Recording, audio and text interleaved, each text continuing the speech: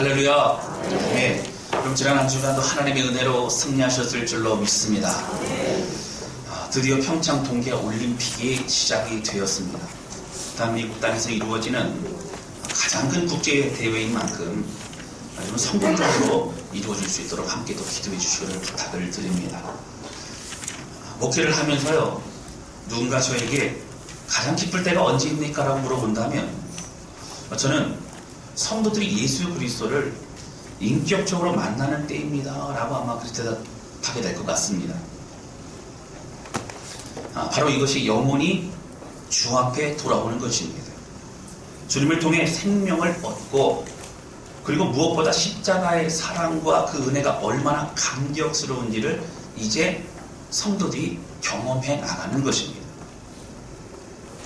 이제 목회와 선교를 좀 짧게 정의한다면 아마 이렇게 할 수 있을 것 같아요.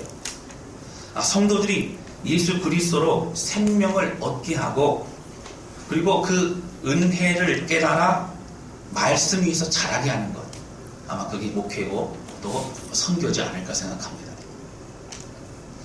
이것을 국내에서 하는 게 목회고, 또 멀리 해외에서 나가서 하는 게 또 선교입니다.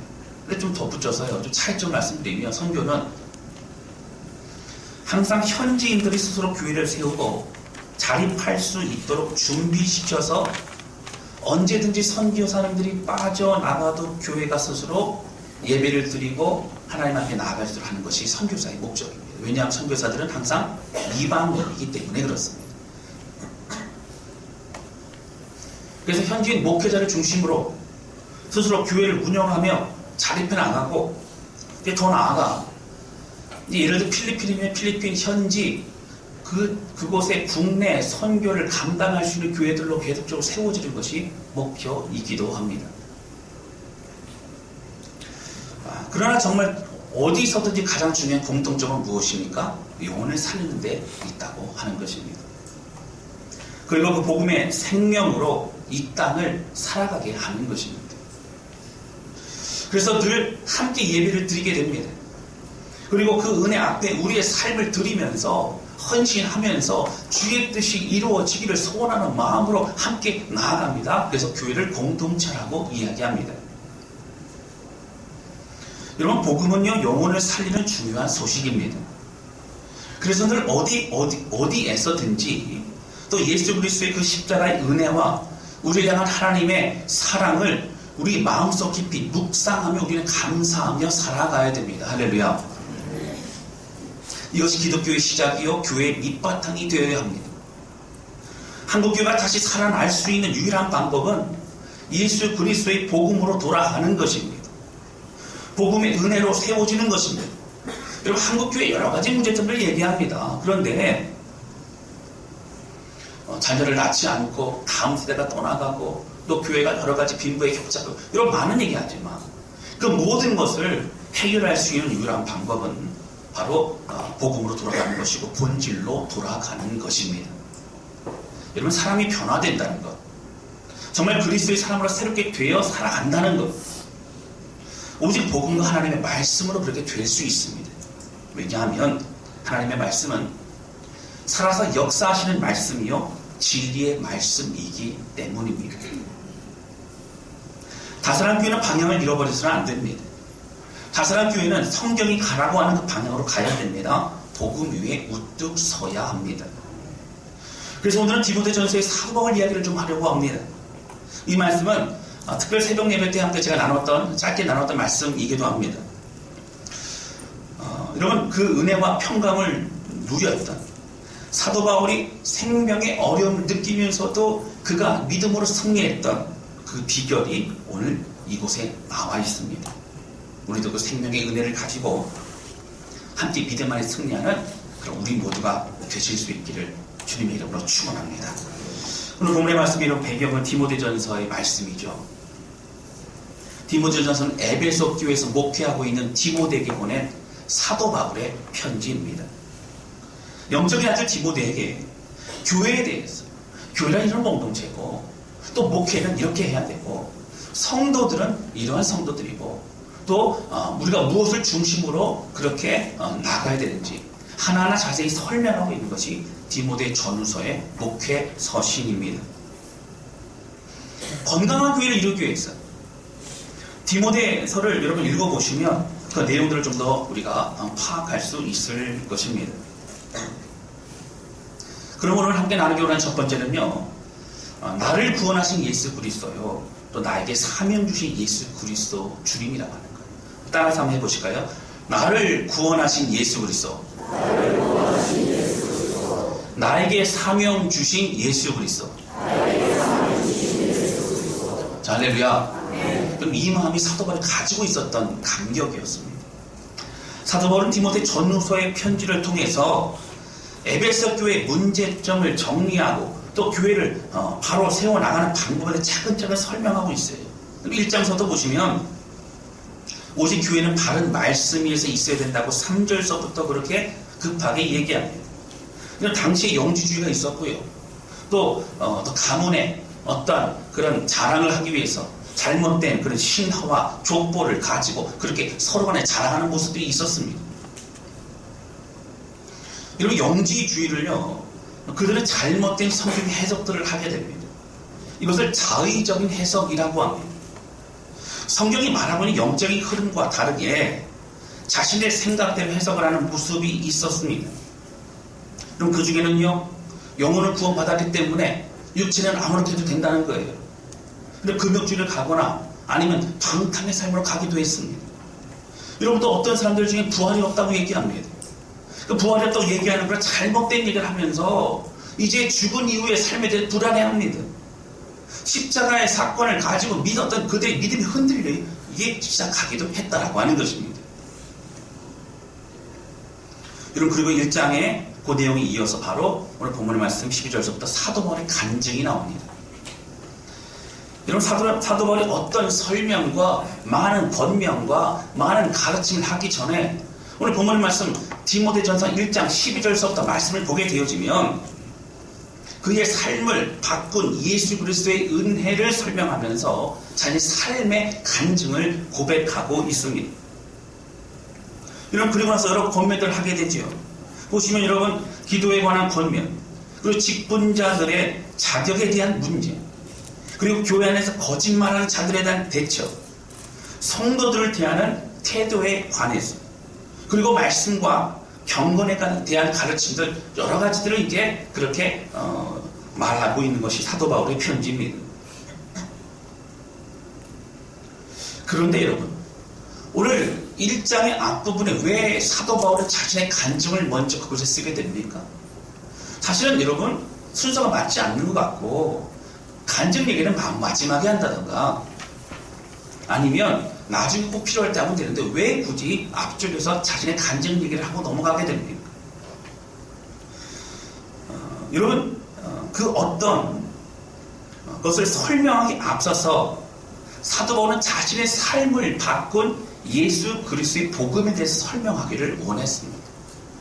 여러분, 교회의 여러 가지 문제들, 또 개인적인 신앙의 부분을 권면하고 여러분 그렇게 하기 위해서 그 어떤 것들을 하나하나 설명하고 말하기 이전에 가장 중요한 것은 교회가 개인적인 신앙이 예수의 십자가의 복음 위에 서 있는가를 먼저 정확하게 점검해야 된다라고 하는 거예요.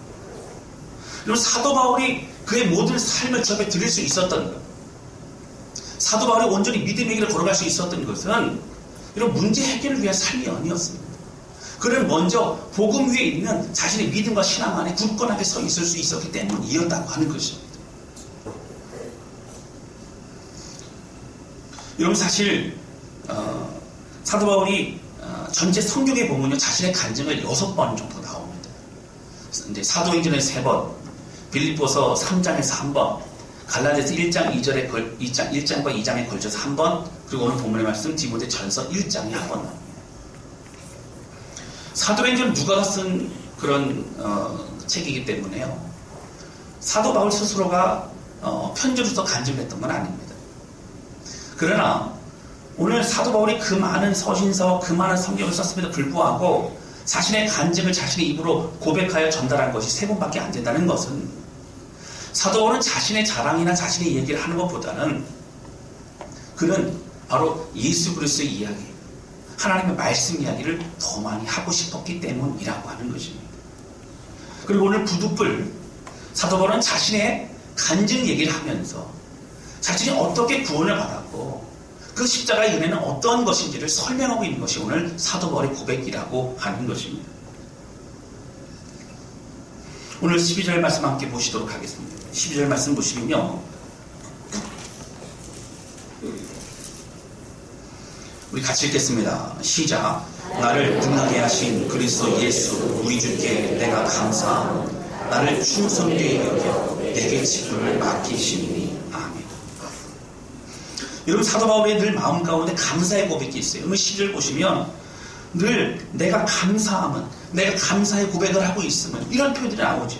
여러분 무엇을 감사하죠? 여러분 자신은요, 사실 예수 그리스도의 사명을 받고 그것을 이룰 만한 사람이 아니었다고 하는 거예요. 자신이 원래 엄청난 죄인이었습니다. 예수님의 원수된 사람이었다는 거예요. 그걸 철저히 사도 바울은 알고 있고 늘 인식하고 살아갔습니다. 그러한 자신에게 이제 예수님은 바로 십자가의 사건의 그 복음을 전달하는 엄청난 직분을 허락하십니다. 부탁하십니다. 그 일을 사도 바울은 행하며 살아가고 있습니다. 여러분 사도 바울이 자기 자신을 어떻게 설명하고 있어요? 여러분 13절 말씀 보세요. 13절 같이 읽겠습니다. 시작. 내가 전에는 비방자요 박해자요 폭행자였으나 도리어 긍휼을 입은 것은 내가 믿지 아니할 때에 알지 못하고 행하였습니다. 아멘. 여러분 전에 자신의 모습을 여러분 그 사도 바울이 설명할 때 뭐라고 하죠? 세 가지를 설명하면, 첫 번째는 비방자라고 얘기합니다. 이런 비방자는 늘 언어로 폭력을 가하는 사람을 말해요. 비난하는 사람입니다. 비판하며 늘 부정적인 그런 말을 하는 사람을 말합니다. 여러분 사도 바울은 어땠냐면요, 예수 믿는 사람들을 여러분 언어, 즉 말로 협박하고 늘 두렵게 했던 그런 사람이었습니다. 늘 비난하고 조롱하는 사람이었어요. 상처와 아픔을 주는 사람이었습니다. 바로 사도 바울이 그랬습니다. 그럼 두 번째, 사도 바울은 자신을 누구라고 얘기합니까? 바로 박해자라고 얘기합니다. 박해자는 직접적인 위해를 가하는 그런 사람을 말합니다. 예수를 믿는 사람들을 잡아 가두거나 아니면 선동을 하는 직접적인 그런 행위를 하는 사람들을 말합니다. 오늘 사도 바울은 다메섹에서요, 예수님을 만났던 그 인생 바꿨던 그때도 다메섹이라는 도시에 있었던 많은 예수 믿는 사람이 있다는 것을 알고 체포영장 가지고 가서 다 잡아들이려고 의기양양히 갔던 그런 사람이었습니다. 여러분 잘 아시는 순교했던 스데반 집사가 돌에 맞아 죽을 그때에도 다른 사람의 겉옷을 들고 편하게 이제 돌을 쳐 죽이게끔 했던, 선동했던 사람이 바로 사울이라고 하는 사람이었습니다. 사도 바울은 열심을 다해 예수 믿는 사람들을 직접적으로 핍박했습니다. 선동했습니다. 세 번째, 사도 바울은 자기 자신을 폭행자라고 말합니다. 이 폭행자라고 하는 말은 헬라어 원어로 보면 휘브리스테스라고 하는 단어를 씁니다. 이것은 두 가지의 의미를 가지고 있어요. 첫 번째는 난폭하는 사람이라는 거예요. 사도 바울이 그가 박해자라고 얘기할 때는 난폭하게 그렇게 직접적으로 위해를 가했다는 의미도 됩니다. 뿐만 아니라 이 단어가 많이 쓰였던 것을 보면 여러분 여기에는 교만한 사람이라고 하는 그 뜻을 가지고 있습니다. 사도 바울은 교만한 사람이었습니다. 사도 바울은 그가 가지고 있었던 배경과 그의 학벌과 그의 열심이 더욱 자신을 교만한 사람으로 만들었어요. 사도 바울은 고백했처럼 잘 아시는 것처럼 율법으로는 바리새인이요, 히브리인 중에 히브리인이었던 사람, 나은 지 8일 만에 할례를 받았던 정통파 유대인이었고 가말리엘 문화생이었던 최고의 학문을 배웠던 사람이었습니다. 로마의 시민권을 가지고 있었던, 특별히 자신은 다른 존재라고 생각했던 그런 사람이었습니다. 부와 명예와 학벌을 모든 걸 다 가지고 있었던 사람이 바로 사도 바울이었습니다. 근데 사도 바울이 이 모든 것을 자신을 드러내주고 자신을 빛나게 해주는 것을 생각했습니다. 여러분 그러나 이 자랑거리가, 여러분 이것이 예수님 만나고 나서는 사도 바울이 뭐라고 얘기합니까? 이것을 나의 배설물로 여긴다고 합니다. 이 배설물이 뭐예요? 화장실에 있는 거예요. 더러운 겁니다. 사도 바울은 그 모든 것을 오히려 격하게 나는 쳐다도 보지 않을 것이라고 얘기하고 있습니다. 여러분 왜 그렇죠? 바로 퀴브리스테스라고 하는 그 뜻과 같이 사도 바울은 그 모든 걸 자신이 자랑거리였습니다. 여러분 자랑거리가 많다 보니까 어떻게 하나님을 가리워집니다. 하나님을 볼 수 없어요. 여러분 그는 더 열심히 했어요. 여러분 사실 사도 바울은 하나님께 칭찬받기보다는 사람에게 보여주는 열심이 중요했습니다. 그래서 더 열심히 핍박하고 더 열심히 그렇게 했습니다. 그것이 하나님의 원하시는 길이라고 생각했기 때문입니다. 사도 바울은 예수님을 만나고 그 자신의 실체를 알게 됐어요. 무엇이 문제인지 몰랐던 인생이 바뀌어졌습니다. 자기 자신이 어떠한 사람인지 몰랐던 그가 십자가의 주님 만나고 나서 거룩하신 하나님 앞에 서고 나서 그는 이제 자신이 추억한 주님을 깨닫게 되어졌다라고 하는 것입니다. 열심히 하나님을 위한다고 고백을 하며 살아갔지만 바로 그것이 모든 것이 자신의 자랑을 위한 삶이었던 걸 알았습니다. 부끄러웠습니다. 더군다나 하나님의 뜻과는 다른 자기 자신의 생각으로 살아왔던 것이 사도 바울이었어요. 그 자신의 잘못된 섬김으로 많은 고통을 당했고요. 이런 잡혀갔고요. 그리고 스데반 집사는 순교까지 당했습니다. 다메섹에 만난 예수님이 말씀하신 그대로 사울아 사울아 어찌하여 너는 나를 핍박하느냐. 여러분 사실 사도 바울이요 사울이요 예수님 직접 만나 예수님을 핍박한 적이 없어요. 여러분 사울은 누굴 핍박했어요? 그리스도인들을 핍박했고요. 사울은 교회를 핍박했어요. 근데 주님 말씀하십니다. 그리스도인들을 핍박하는 것이 나를 핍박하는 것이고 교회를 핍박하는 것이 나를 핍박하는 것이라고 말합니다. 여러분 예수님을 핍박하는 자요 교회를 핍박하는 자요 여러분 그랬던 바로 사도 바울이 사울이 또 끝도 없이 자신의 열심과 잘못한 시장으로 살아가던 그 사도 바울이 예수를 만나고 나니까 그는 완전히 다른 사람으로 변화될 수 있었다라고 하는 거예요. 그는 이제 예수를 만나고 난 이후에 믿지도 않았던 십자가라고 하는 그 사건, 예수 그리스도께 죽으신 그 사건이 저주의 사건이 아니라 자신을 위해 죽으셨던 사건임을 알게 됩니다. 그래서 그는 그 인생이 꼬꾸라집니다. 그래서 나를 위해 이 땅에 오셔 죽으신 예수님 때문에 그는 완전히 새로워지게 됩니다. 그는 주님 앞에 무릎을 꿇게 됩니다. 그의 평생의 삶을 주 앞에 드리게 되어졌다고 하는 것입니다. 여러분 사도 바울이요 이 사울이 어떻게 했길래 여러분 그 복음 듣고 그렇게 인생이 바뀌었습니까? 여러분 어떻게 했길래 그가 이제 완전히 다른 사람이 될 수 있었습니까? 오늘 14절 말씀 보시면 그 이유가 나옵니다. 14절 말씀 보시겠습니다.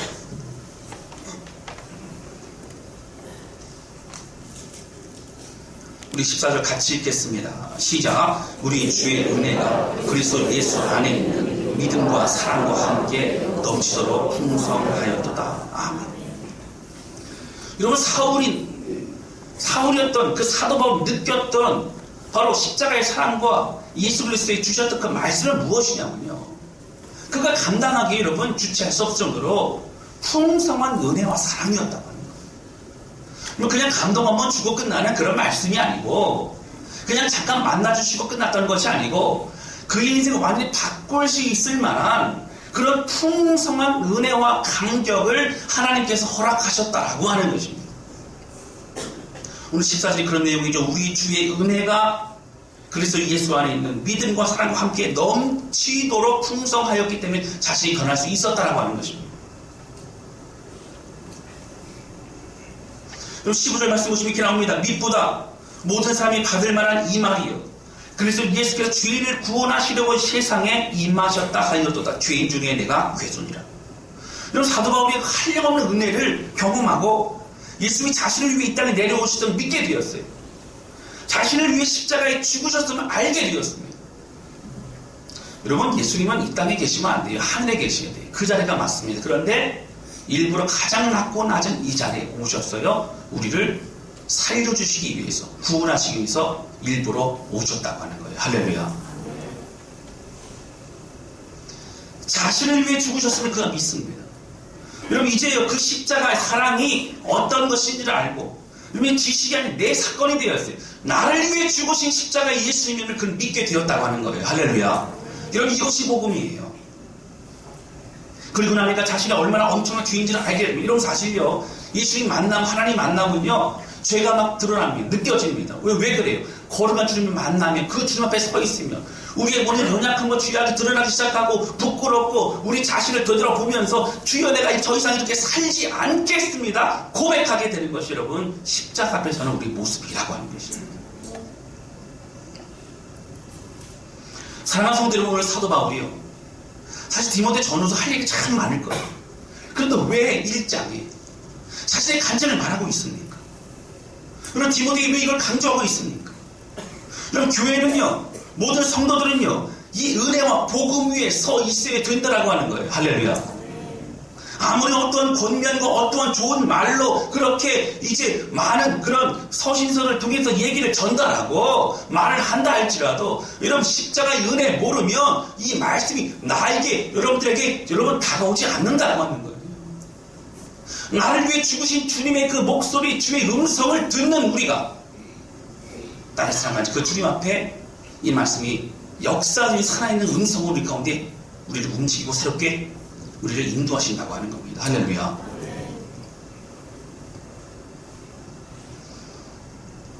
여러분, 그 어떤 것보다 우선적으로 교회가 세워져야 하는 것은 교회가 또 성도들이요, 아까 말씀드린 것처럼 십자가의 은혜 위에 있느냐를 우리 스스로 점검해 보아야 합니다.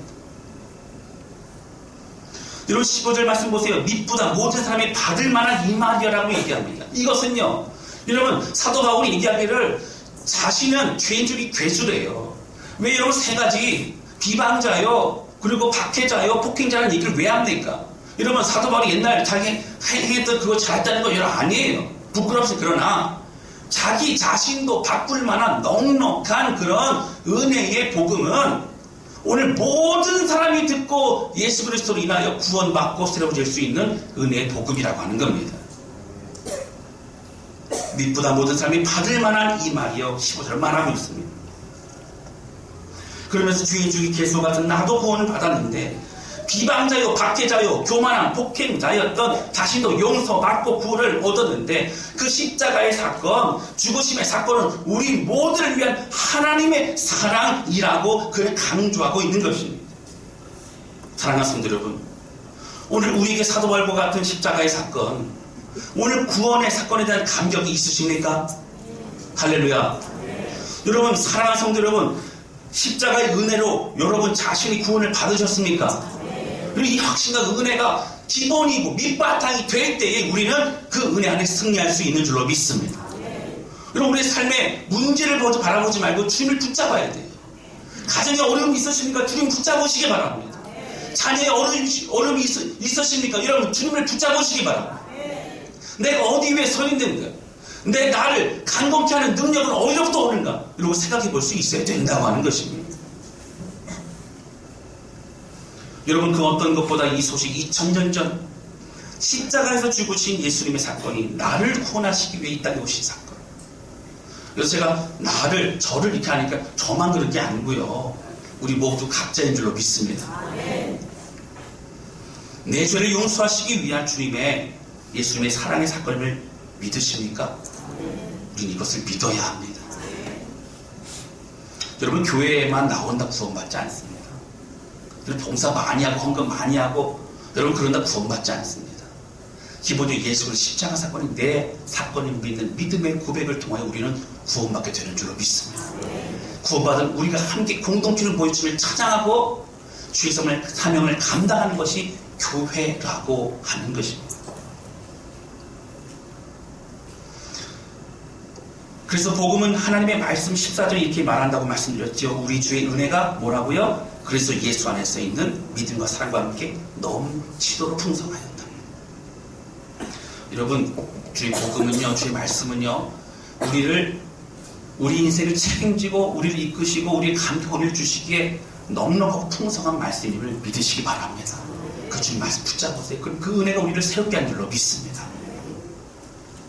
사랑하는 성도 여러분, 우리가 말씀하신 예수 그리스도의 사랑은요, 죄인 중에 괴수인 사울을 바울로 바꾸기에 충분했을 뿐만 아니라 오늘 우리를 새로운 하나님의 사람으로 바꾸기에도 충분한 그 말씀이요 사랑이요 은혜임을 믿으시기 바랍니다. 우리는 인간적인 생각과 우리는 세상적인 가치관으로 가득 찼던 모든 마음을 다 내려놓고 오늘 우리를 붙드시는 넘치도록 풍성한 그 은혜의 복음 앞에 우리 마음을 활짝 열고 여러분 예수님을 영접하시기를 주님 이름으로 축원합니다. 여러분 사실 이 말씀을 드리면서 나는 구원의 확신도 없는데 나는 잘 모르겠는데 난 복음이 뭔지 모르겠는데 그런 분들은 예배 다 끝나고 나셔서요 여러분 목양실 찾아오세요. 좀 만나셔야 됩니다. 그냥 가시면 안 돼요. 정말 복음으로 우리가 새로워져야 됩니다. 할렐루야. 아멘. 우리 자신을 위해 죽으신 예수님 아무 죄 없이 주님께서 하늘 보좌 버리고 이 땅에 오셨어요. 우리 죄악을 감당하셨고 우리의 죄값을 이미 다 끝내셨는 줄로 믿습니다. 그 주님 붙잡는 믿음으로 우리는 구원받습니다. 우리 이제 주님과 함께 동행하며 복음에 합당한 삶을 우리는 살아가야 합니다. 다시 부활하심으로 주님은 승리하셨고 그 승리를 우리에게 보여주셨습니다. 사랑하는 성도 여러분, 오늘 주님이 나를 구원해 주신 구원자여 우리 인생을 드려야만 되는 그러한 우리 나의 주인됨으로 주님을 영접하시기를 기도합니다. 그럼 교회도 마찬가지. 교회의 본질은 뭐예요? 예수 그리스도의 복음 위에 서 있는 겁니다. 예수님이 제자들에게 물어보셨어요. 사람들이 나를 누구로 아느냐? 그러면 여차저차께서 엘리야요 이런 얘기들이 있습니다. 그러면 너희는 나를 누구로 아느냐? 그때 어떤 베드로 형님이 참지 못하고 또 이렇게 나서게 됩니다. 그때 뭐라고 했죠? 주는 그리스도시요 살아계신 하나님의 아들이십니다. 여러분 주는 그리스도라는 얘기는 메시아라는 얘기예요. 구원자라는 얘기예요. 그리고 예수님은 나의 주인이라는 얘기예요. 살아계신 하나님의 아들이라는 얘기는 주님은 예수님 누구라고요? 하나님이시라는 얘기예요. 여러분 예수님을 인간으로 봤던 많은 사람들이 있었지만 베드로는 정확한 신학적으로 정확한 그 고백을 하게 됩니다. 이게 너무 기뻐졌어요. 바요라 시몬아 내가 복이 있도다. 내가 그 말한 것은 너를 알게 하신 건 네가 스스로 말한 게 아니고 성령께서 너를 통하여 알게 하시고 말하게 하신 것이라. 그러면서 막 예수 흥분하십니다. 그리고 뭐라고 하셨냐면 이 반석의 믿음의 고백 위에 내 교회를 세우겠다. 할렐루야. 교회는 어디 위에 있는 거예요? 예수 그리스도를 바라보는 믿음의 그 고백 위에 서 있는 게 교회라고 하는 겁니다. 할렐루야. 여러분 우리가 복음 위에 서 있어야 돼요. 복음으로 가지고 우리가 나아갈 수 있어야 됩니다. 여러분 어떤 것을 이야기하기 전에 사도 바울이 고백했던 것처럼 우리 자신이 복음의 은혜 위에 있는 걸 점검해 보아야 됩니다. 여러분 그럴 때 어려움도 또 고난이 있어도 우리를 구원하시고 또 사명 허락하신 그 은혜로 하나님이 허락하시는 바른 방향으로 우리는 나아갈 수 있다라고 하는 것입니다. 그럼 시대가 악해요. 자극적인 것을 원합니다. 그럼 교회도요 프로그램과 눈에 보이기에 좋은 대로 따라갈 시대예요. 왜냐하면 그거마저 안 하면 안 될 것 같거든요. 그럼 대형 교회들 중에 뭐 다 그런 건 아니에요. 몇몇 교회들은 물량주의로만 합니다. 돈을 막 쏟아 부어요. 그런데 많은 프로그램과 많은 것들을 가지고 하지만 정작 중요한 것은 그 핵심 복음을 전하지 않습니다. 그러면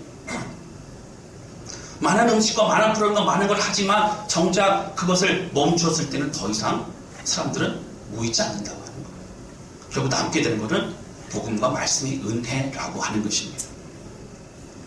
여러분 필요합니다. 함께 해야 됩니다. 그런데 복음과 말씀 위에 모든 것을 주를 위하여 함께 마음을 모아야 된다라고 하는 것입니다.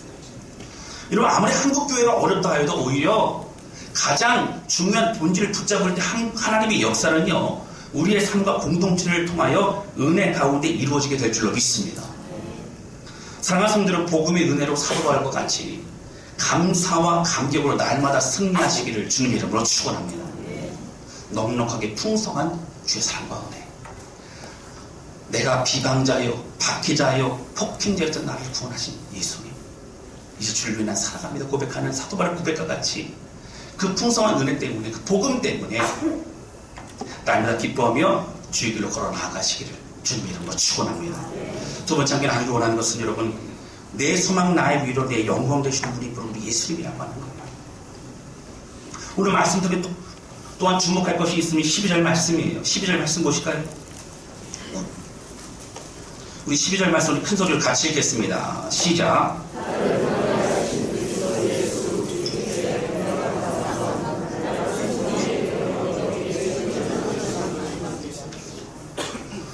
오늘 사도 바울이 예수 그리스도를 소개할 때 본인은 뭐라고 하죠? 12절 보시면 나를 능하게 하신 그리스도 예수라고 표현합니다. 이 능하게 했다는 것은 나에게 능력 주셨다는 거예요.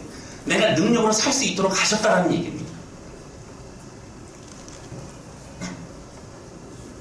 여러분, 예수 그리스도 십자가 사건은요, 그 복음은요, 그 은혜는 사도 바울의 능력이 되었던 겁니다. 할렐루야. 여러분, 이 능하게 하다라고 하는 단어, 이것을 헬라 원어로 보면 엔디나모라고 하는 그 단어를 씁니다. 발음이 좀 어려운데 엔디나모. 요거는요, 그 뜻을 보면 강하게 하다, 또 힘을 얻다 이런 뜻이에요. 근데 주로 많이 쓰는 용법을 보니까 요 단어 이렇게 해야 됩니다. 지속적으로 강하게 하다. 계속적으로 힘을 불어넣어 주다라는 그런 뜻으로 계속 쓰이고 있더라고 하는 거예요. 여러분, 예수 그리스도의 복음과 그 말씀의 은혜는 한번 듣고 반짝 힘을 얻고 끝나는 게 아니라는 거예요. 계속적으로 우리의 삶에 능력 주시고 계속적으로 힘을 얻을 수 있도록 하시는 주님의 말씀이 우리 가운데 능력인 줄로 믿습니다. 바로 이것을 한 번 받은 은혜로 끝나는 것 아닙니다. 이 단어는 복음의 능력을 잘 설명해주고 있습니다. 십자가의 능력은 계속적으로 우리 삶의 능력이 된다는 거예요. 사도 바울은 그가 디모데에게 편지를 쓰면서 자신을 능력으로 이끄신 분이 예수 그리스도시요, 그 능력이 십자가의 사랑에서 나오고 있고 날마다 그 은혜로 나는 살아가고 있다라고 설명하고 있습니다.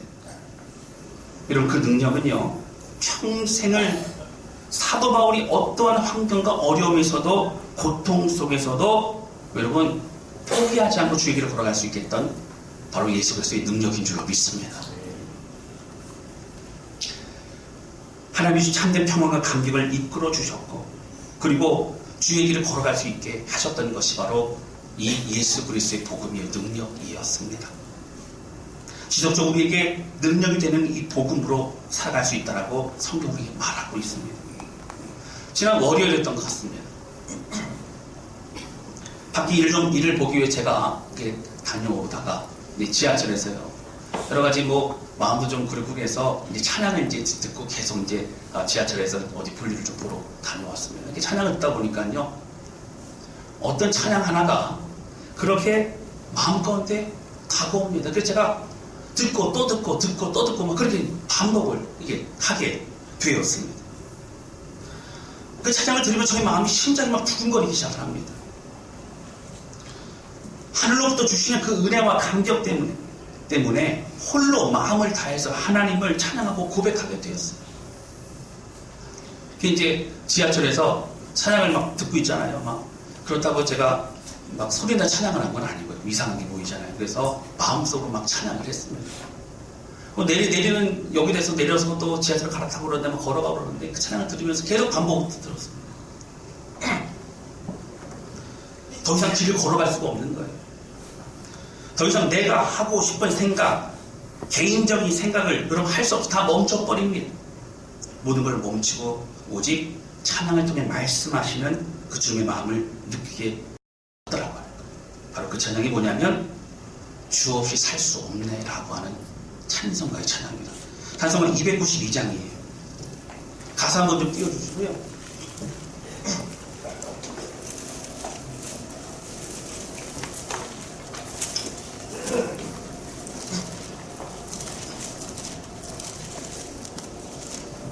제가 가사 1절, 오늘 1절만 할 거거든요. 1절 제가 읽어드릴게요. 잘 여러분 보세요. 주 없이 살 수 없네 죄인의 구주여, 그 귀한 보배 피로 날 구속하소서. 구주의 사랑으로 흘리신 보혈이 내 소망 나의 위로 내 영광 됩니다. 구주의 사랑으로 흘리신 그 보혈이 내 소망 나의 위로 내 영광 됩니다. 여러분, 주 없이 살 수 없는 우리 삶 속에요, 나는 그렇게 고백하고 나는 그렇게 선포했지만 나는 얼마나 주님의 보혈이 나의 소망이 되었고, 나는 얼마나 주님의 그 보혈이 나의 위로가 되었고, 얼마나 그 주님의 보혈이 나의 영광이 되었는가를 생각해 볼 수 있었다라고 하는 것입니다. 하늘로부터 주시는 은혜와 감격으로 나를 위해 흘리신 그 보혈이 주님 나의 소망이 되십니다. 주님 나의 위로가 되십니다. 주님 나의 영광이 되십니다. 여러분 이 고백을 주배드리며 나아갈 수 있었습니다. 여러분 사도 바울이 힘들고 어려운 그 고난의 삶을요 끝까지 믿음의 길을 걸어갔던 이유가 무엇이라고요? 이 복음이요 오늘 나를 능하게 하신 그리스도 예수라고 말하고 있는 것처럼 그 복음이 여러분 이 찬송을 가사와 같이 나의 소망 되시고 나의 위로 되시고 여러분 또 나의 영광이 된다라고 하는 거예요. 앞에 보면 인사 나눌 때 끝까지 잘 들으셔야 돼요. 세 가지인데 세 가지 뭐냐면 첫 번째 여러분 나의 뭐가 된다고요? 따라서 소망. 나의 소망. 나의 소망 된다고요. 여러분 두 번째 또 뭐가 된다고요? 나의 위로 된다고요. 위로 된다고요. 세 번째 뭐가 된다고요? 나의 영광이 된다고요. 여러분 영광은 이 땅에 찾는 거 아니에요. 예수 그리스도로 인하여 여러분 주께 허락하실 그 은혜를 바라보는 겁니다. 할렐루야. 잘 기억하실 줄 알고 첫 번째 뭐라고요? 나의 소망. 두 번째 뭐라고요? 나의 위로. 세 번째 뭐라고요? 나의 영광이라고 합니다. 할렐루야.